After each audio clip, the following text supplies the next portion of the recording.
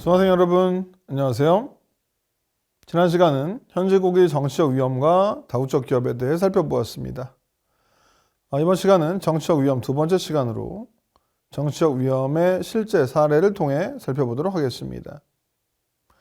우선 이 코로나19로 인해 발생한 다양한 정치적, 사회적 위험 중 이 상하이 봉쇄에 따른 경제적 비용과 다국적 기업의 사례를 살펴보도록 하겠습니다. 이 중국 정부는 제로 코로나 정책의 일환으로 2022년 3월 28일부터 인구 2,500만 명의 중국 최대 도시인 상하이를 전면 봉쇄시켰습니다. 이는 중국 정부의 방역 방침인 소위 칭링과 평청 정책의 일환이었습니다. 코로나19 오미크론 변이가 확산되면서 상하이 신규 확진자 수는 4월에 2만 7천 명을 넘는 등 절정을 찍다가 5월 29일 100명 이하로 떨어지면서 6월 1일 일부 고위험, 중위험 구역으로 지정된 곳을 제외하고 두 달간의 봉쇄를 풀어 주민들이 서서히 일상으로 돌아오게 되었습니다. 미국의 정치 리스크 컨설팅 회사인 유라시아 그룹은 2022년 글로벌 10대 지정학적 리스크 중 첫 번째로 중국의 제로 코로나 정책을 들 정도로 상하이 도시 봉쇄로 인해 많은 기업이 어려움을 겪게 되면서 상당한 비용이 발생하게 되었습니다. 초유의 봉쇄 사태로 주민들은 주택단지 밖으로 나올 수 없었고 버스, 지하철, 택시 등의 대중교통 운영도 중단되었습니다. 기업과 관공서는 재택근무를 시행했습니다. 봉쇄 해제와 함께 지하철, 택시, 자동차, 오토바이 등의 운행이 점차 허용되고 상하이 주민 2,500만 명 가운데 통제지역 주민을 제외한 2,250만 명은 자유로운 이동도 가능해졌습니다. 이러한 봉쇄 해제에 따라 기업들과 자영업자들도 다시 정상적인 경제활동을 할 수 있게 되었습니다. 급성 전염병의 창궐로 인해 통제가 불가피한 면이 있었지만 두 달간의 봉쇄 정책으로 인해 현지 기업들은 물론 한국 기업을 포함한 다국적 기업들의 활동에 큰 지장을 초래하게 되었습니다. 이러한 코로나19로 인해 중국 내 외국 기업들이 겪게 되었던 어려움에 대해 살펴보도록 하겠습니다. 봉쇄로 인하여 테슬라 자동차 공장을 포함한 많은 공장들이 가동이 중단되었고 러시아 우크라이나 전쟁으로 야기된 글로벌 물류 공급망 문제를 더욱 악화시켰습니다. 이러한 문제는 세계 경제에서 중국이 차지하는 비중이 워낙 크기 때문에 더 크게 확산되었습니다. 상하이항의 경우 연간 4,700만 TEU를 취급할 수 있는 세계 최대 규모의 선적항으로 부산항의 화물 처리 규모의 2배가 넘고 중국 수출입 물량의 약 18%를 처리해 왔습니다. 코로나19로 인하여 상하이항 선적 및 하역 작업이 늦어지면서 수출입 활동이 크게 위축되었고 출입 트럭 기사들의 격리 조치로 내륙 운송에도 큰 차질이 발생하였습니다. 화물 처리 능력이 크게 떨어지면서 상하이항 외항에서 대기 중인 선박수가 한때 300척을 넘어서기도 했습니다.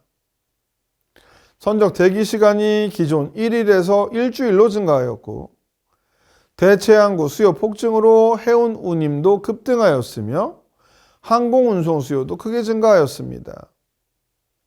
그러나 화학물질과 같은 제품은 특성상 항공운송이 허용되지 않기 때문에 관련 산업의 물류 공급망에 큰 영향을 끼쳤습니다. 예를 들어 SK하이닉스의 경우 중국 내 우시 공장의 경우 원부자재로 쓰이는 화학물질을 적기에 수입하지 못해서 생산에 큰 차질이 발생했습니다. 또 다른 예로 현대차 캐스퍼를 하루 평균 200대 위탁 생산하는 광주 글로벌 모터스는 2022년 4월 18일 오후부터 20일까지 처음으로 생산 라인 가동을 멈추기도 했습니다. 중단 이유는 중국에서 생산해 수입해온 에어백 컨트롤 유니트의 공급이 끊기고 재고까지 바닥났기 때문이었습니다. 대외경제정책연구원의 분석에 따르면 중국산 부품 수입 비중이 높은 산업일수록 큰 영향을 받게 됩니다. 2021년 한국의 전기차 배터리 산업의 수입액의 약 80.2%, 반도체 산업 수입액의 30.6%, 그리고 자동차 산업 수입액의 12.3%를 중국이 차지했습니다. 특히 자동차와 휴대전화 부분은 상하이로부터의 부품 수입 비중이 각각 11.2, 14.3%로 높아서 상하이항 봉쇄로 큰 타격이 발생했습니다. 다국적 기업들도 많은 영향을 받았습니다. 애플은 상하이항 봉쇄로 인해 약 80억 달러 이상의 매출 감소가 발생한 것으로 추정되고 있습니다.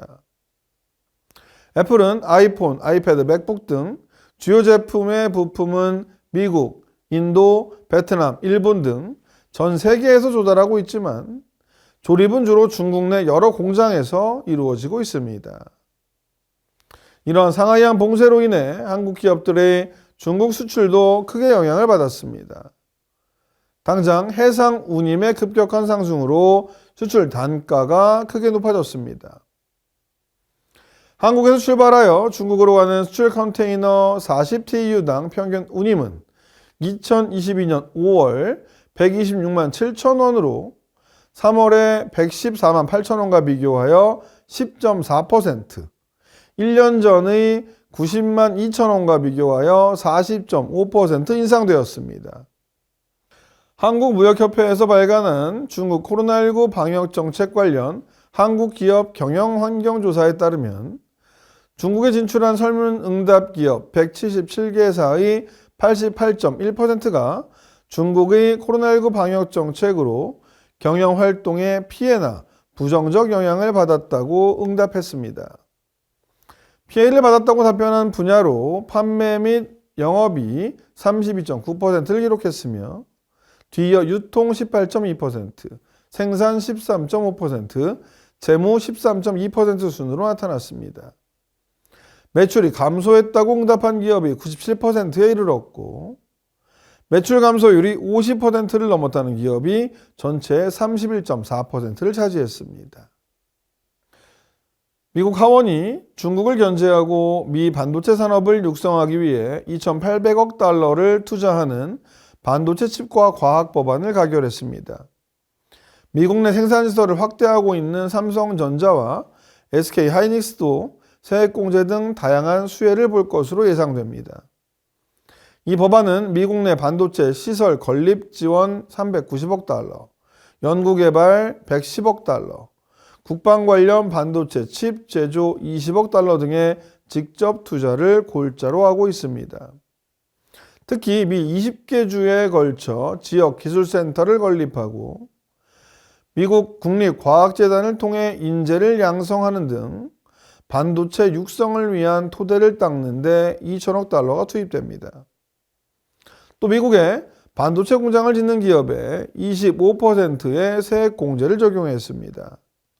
이로 인해 각각 남부 텍사스주와 서부 애리조나주에 공장을 짓고 있는 삼성과 대만 TSMC 등이 혜택을 보게 될 가능성이 큽니다. 신규 반도체 시설 투자 기업은 최대 30억 달러의 보조금도 받게 됩니다. 한국이 입법을 추진 중인 반도체 특별법이 대기업 시설 투자의 8%에서 12%를 세액 공제해 주는 것을 고려하면 훨씬 유리한 조건입니다. SK그룹도 미국 신규 투자 계획을 밝힌 터라 SK의 수혜도 예상됩니다. 미 워싱턴 포스트는 향후 10년간 반도체 업계 전체가 세액 공제로 약 240억 달러의 효과를 볼 것으로 추산했습니다. 사실상 세계 반도체 시장에서의 중국 배제가 목적인 만큼 이 법안을 통해 돈을 받는 기업은 향후 10년간 중국 등 우려국가에 대한 투자를 제한받는 가드레일 조항의 적용 대상이 됩니다. 다만 최신 기술이 아니어서 미국 국가 안보에 큰 영향을 주지 않는 전통 반도체는 이 규제를 적용받지 않습니다. 한국 기업이 강점을 지닌 메모리 반도체, 28나노 이상의 시스템 반도체 등이 전통 반도체로 분류될 것으로 보입니다. 그러나 중국에서 반도체 공장을 운영하는 한국 기업들이 앞으로 시설을 업그레이드하는 데는 문제가 생길 수 있습니다. 미국이 반도체 투자에 블랙홀이 되면서 한국 첨단 분야 일자리 창출에도 부정적인 영향이 미칠 수 있습니다. 한 로펌 관계자는 상당 수준의 투자나 전통 반도체의 의미가 모호해 결국 해당 기업과 미 상무부 간 협의를 통해 자금 지원 및 대중 투자 규제의 강도가 결정될 것으로 보인다라는 의견을 제시했습니다. 더욱이 미국 정부는 일본, 대만에 이어 한국도 치포 동맹에 참여하라고 재촉하고 있으며 이에 대해 중국은 노골적으로 반발하고 있습니다. 이에 대해 최태원 SK그룹 회장은 정부가 잘 다룰 것이고 결국 가장 유리한 쪽으로 선택하게 될 것이라고 했습니다. 정부와 기업은 완벽한 2인 삼각 체제를 통해 한국의 국익과 반도체 산업의 미래를 지킬 최적의 전략을 준비해야 할 것입니다.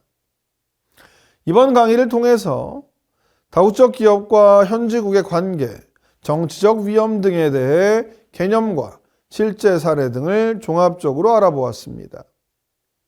다음 11번째 강의에서는 한국의 해외 직접 투자 1이라는 주제로 한국의 해외 직접 투자에 대해 주요 산업별로 구분하여 살펴보도록 하겠습니다.